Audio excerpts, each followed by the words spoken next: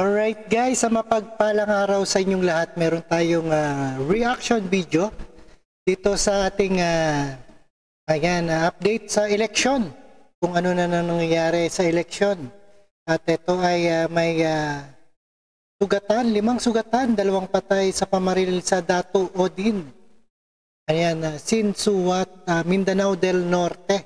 At may kaguluhan pala doon At sugatan ng 5 at 2. Iba pa sa mga pamamaril ng grupo ng supporters ng ilang kandidato harap ng paaralan ng Datu Odin, Sinsuat sa Maguindanao del Norte. At panoorin po natin ang buong detalye dito sa UNTV. No other further ado, let's do this and watch guys. Alright, thank you so much and please support Rob Trip. Ang mga pulis o mga sundalo na nakabantay sa lugar ng mangyari yung pamamaril? Aga may mga pulis at mga sundalong nakadeploy sa buong Bangsamoro Autonomous Region, subalit sa dami ng mga polling precinct at mga paaralan ay sadyang napakahirap din sa hanay ng PNP at AFP na mabantayan ang lahat, kaya nangyari itong pamamaril. At dahil nga dito aga, lalo pang naghigpit ng seguridad at patuloy din ang sinasagawang investigasyon ng Philippine National Police sa nangyaring pamamaril sa harap mismo ng paaralan sa barangay Bugawas, Datu Odin, Sinsuat, Maguindanao del Norte, pasado alas 5 ng umaga kanina.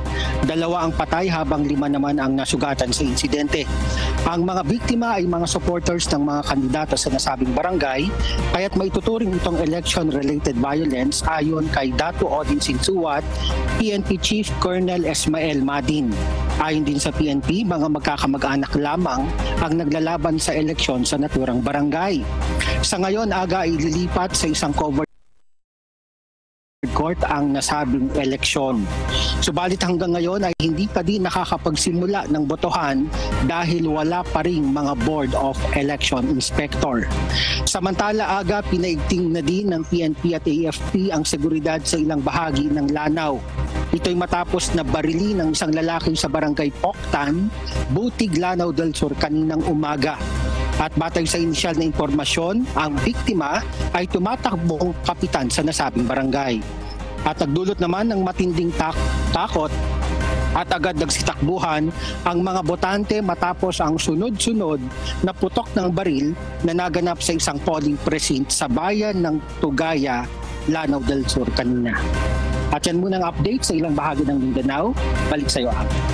Alright, napakinggan nyo ang kaguluhan. At ingat tayong palagi. At malapit na ang ating resulta ng